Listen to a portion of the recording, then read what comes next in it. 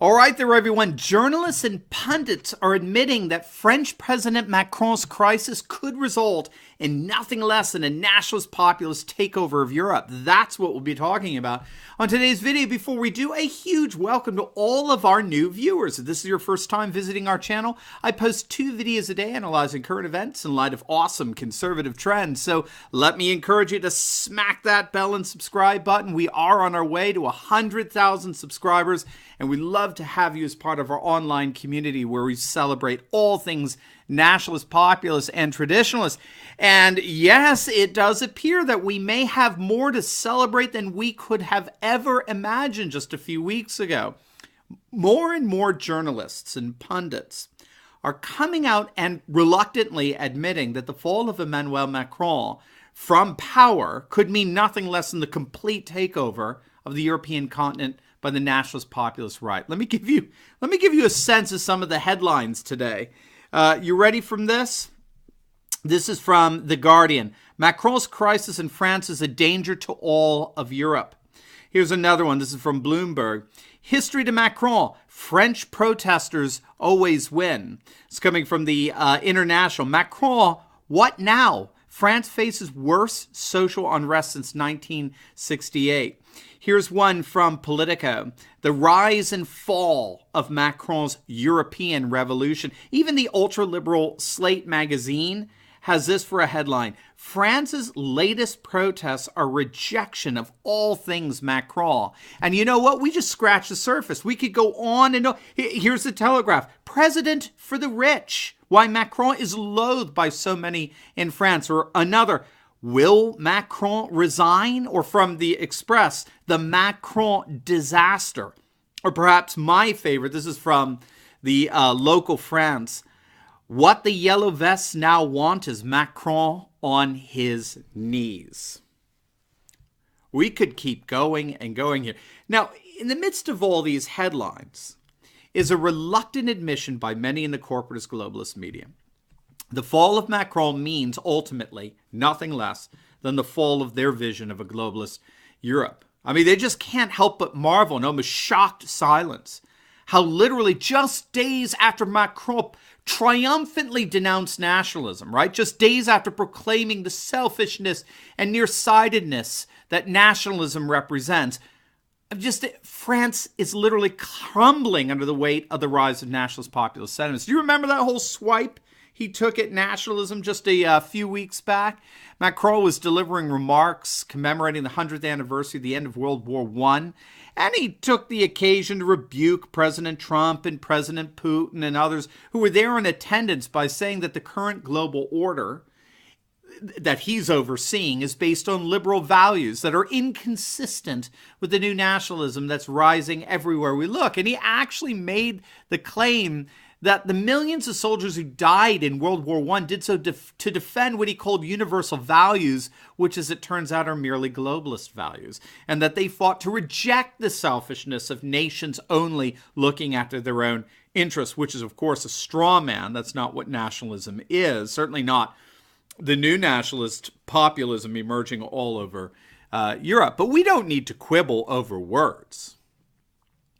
All we have to do is just sit back and watch Macron's entire worldview crumble and smolder in the midst of over 250,000 people demonstrating against him throughout the nation. All we have to do is look at all the panic corporatist globalist media elite who but a few weeks ago were cheering Macron's speech as a much-needed rebuke against the likes of Trump and Putin and all these nationalist populist leaders rising up throughout Europe.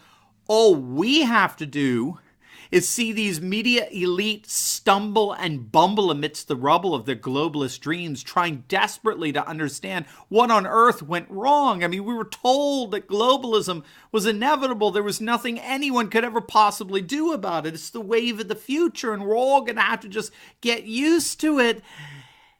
And now anytime anybody tries to say that, all they can do is choke on the fumes from a slew of burning cars in Paris.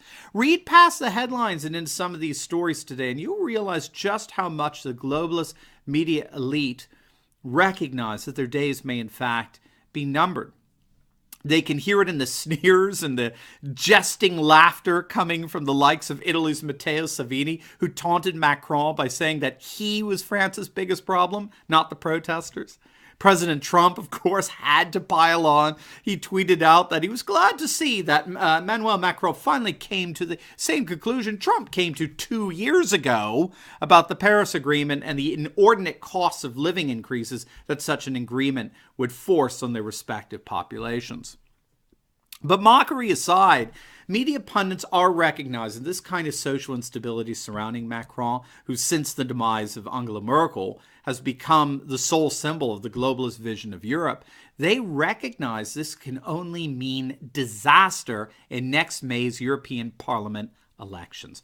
Remember, just a month or so ago, Macron proclaimed himself proudly as the arch enemy of Salvini and Hungary's Viktor Orban. Do you remember that? We did a video on Viktor Orban basically taunting Macron with the fact that he took down Germany's Angela Merkel and now Macron was next. The Telegraph reported that Orban issued a behind-the-scenes provocation against the French president, basically saying that the upcoming elections in the European Parliament in May basically boils down to a duel between him and Macron. It was coming down to nationalism versus globalism, and that his nationalism, his nationalist vision for Europe was going to win big time, and Macron's globalism was going down. And Macron came out and responded that he was not going to give an inch to nationalists, because, and I kid you not, because they're guilty of defending hate speech.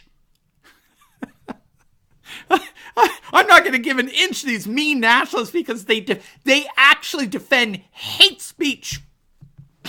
I mean, Macron's got to learn how to dish it out a little bit better. I mean, you mean hate speech defender, you, Orban? Well, now, how are things looking for Mr. Macron?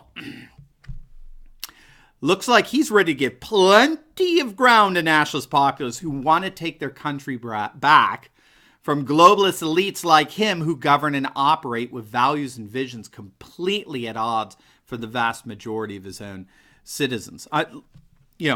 Let's be blunt. Macron, the globalist, the savior of Europe, looks absolutely and completely paralyzed. And as one liberal globalist pundit put it, it appears that the last rites could soon be read over his European plans. Make no mistake, pundits are recognizing that a weakened Macron would now only fuel and intensify the nationalist populist movement throughout the entire European continent. Again, as another journalist notes, the Le Pens, the Orbans, the Salvinis, they are all waiting in the wings, ready to make the next EU election in France a referendum against the elitist rule of Macron. Don't forget, Italy too had some pretty massive protest marches a few years back, led by the comedian and the founder of the populist five-star movement, Beppe Grillo. It was called the Vaffanculo demonstrations, which of course translates into the FU demonstrations. Within just a matter of months after the march, the populist five-star along with the Nationalist Italian League were swept into power, forming the first official nationalist populist majority government in the West. Well, with these protests throughout France about to enter now into their fourth week, it appears certain that the West's newest nationalist populist government will not be its last. It does appear that the nationalist populist right is indeed poised to conquer Europe. As always, please like, comment, and subscribe. Check out our new online merchandise selection where you can get gear and apparel celebrating all things nationalist and populist. And you're going to get a special Christmas time discount of 15% off all items by entering the promotion code I've included below. And if you would, please click on our Patreon link below. Become a monthly supporter of our channel. As you know, we are periodically demonetized by YouTube, and we can really use your help so we can continue to analyze current events in light of awesome conservative trends so that you can personally and professionally flourish.